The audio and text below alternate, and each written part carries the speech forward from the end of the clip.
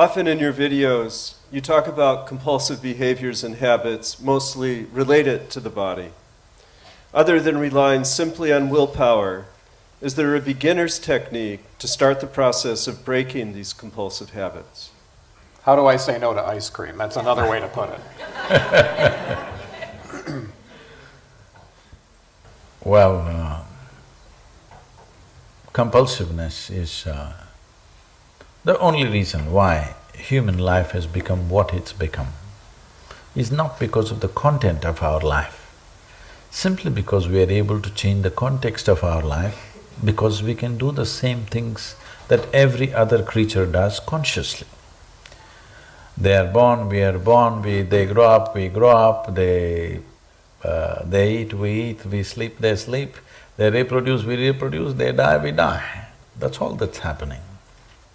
We may think many things about ourselves, but if you look at generations of people who have come and gone, this is all they did. Yes, they ate, they slept, they reproduced and they died. And here we are because of their reproduction. This is how it's happening to every creature. Only thing is, the same simple things that another creature can do, we can conduct it consciously. That's why we are so different. See, we attach the word being only to the human. We did not call an ant being, a tiger being, an elephant being, only human being. That means you're supposed to know how to be. All others live out of their instinctive compulsiveness. That is their nature. But you are a human being means you know how to be. That means you are beyond your instincts.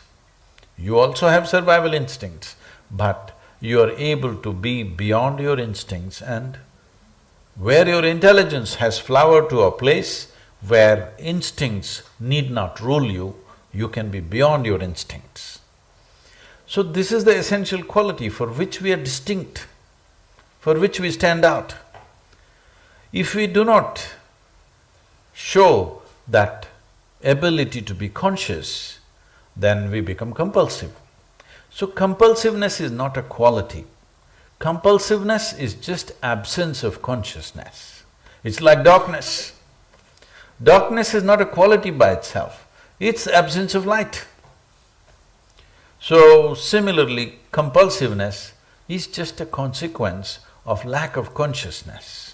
So instead of seeing how to make people conscious, if we try to, with willpower, try to get rid of our compulsiveness, we will become weird in so many ways, which is happening. So many weird things are happening in human behaviors, simply because they are trying hard to change themselves. If you become conscious, you will perform according to your intelligence and your competence, isn't it? And that's how it should happen. With willpower, if you try to do it, then you will go somewhere else. It looks like you fixed everything around you except the human being. Yes, the most important ingredient is missed. Everything is fixed in the world except the human being, isn't it? So, becoming conscious, what it means is, you can't try to become conscious. To be conscious, you need a certain level of intensity of energy and intelligence to function. For this to happen, all it needs is to crank up human energy to a higher level of intensity. It's like voltage.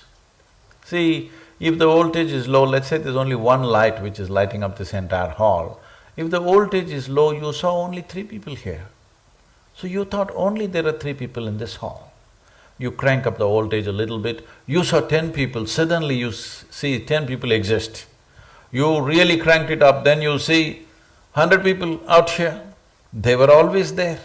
But in your experience, only what you're conscious of exists, isn't it? Hello?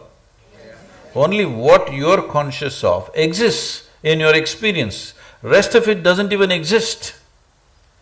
So consciousness means this, that your life energies, you kept it at the highest level of intensity so that you're naturally conscious of everything.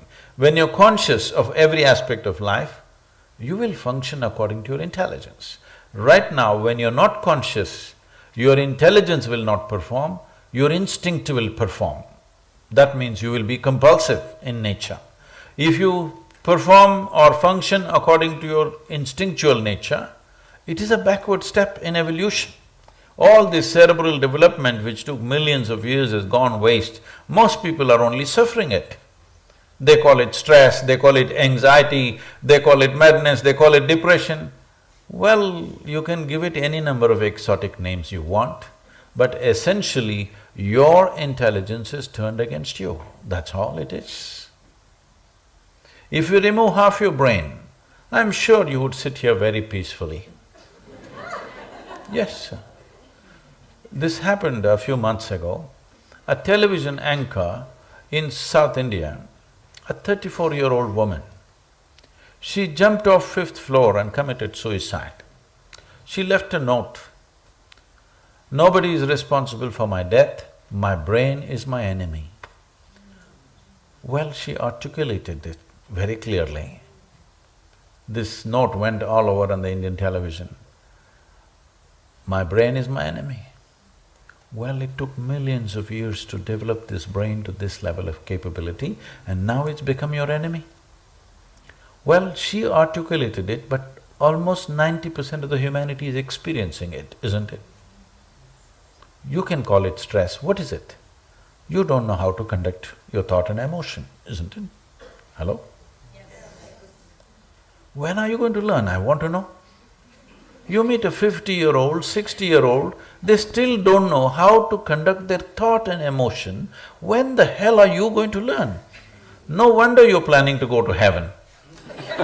Because you've not even completed your kindergarten here in your lifetime.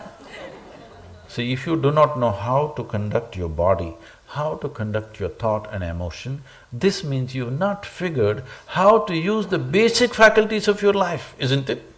Hello? Most basic faculties of your life. Let's say you are 50 and you still don't know how to walk, you're yet to learn. What is it? But we are taking this as normal. This is the disaster. This is the real disaster for humanity is, we thinking it is normal. People don't know how to handle their thought and emotion at the age of 50 or 60. It's quite normal. Well, this is normal if you're in a madhouse. Yes? Only one who is abnormal is the doctor out there. Everybody else is perfectly normal. Right now we're turning this world into a madhouse. Compulsiveness means a madhouse. When people function compulsively, they will do insane things. Nothing that complements human intelligence will be done. Yes? For this you need consciousness. Are you capable of being conscious? Obviously. Isn't it so? Have you not seen the same thing that you do? One day you are in a certain way, food appeared in front of you, you ate very consciously. Another day you ate possible or no? Both are possible or no? So the difference is just that you have toned up your energy so that consciousness is not an effort. That's the way you're made, that's the way a human being is manufactured, all right? It's a conscious being. That's why we're calling you a human being. You know how to be. If you really knew how to be, would you choose to be blissful or miserable?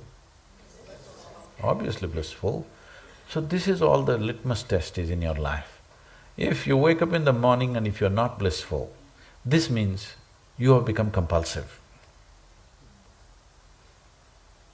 If your food appeared in front of you and you cannot burst into a little bit of laughter before eating it, not because you're practicing laughter, simply because you're conscious that this is your body but appears on your plate. Hello? If you're conscious, this, this me appears in green, red, blue, all kinds of stuff. I look at it, I can't help laughing. It's not that you have to laugh before you eat, you will go mad if you try to do that. But if you're conscious, everything in the universe is absolutely Fantastic, too fantastic. There's nothing more brilliant than a blade of grass on this planet. Hello? Yes, indeed.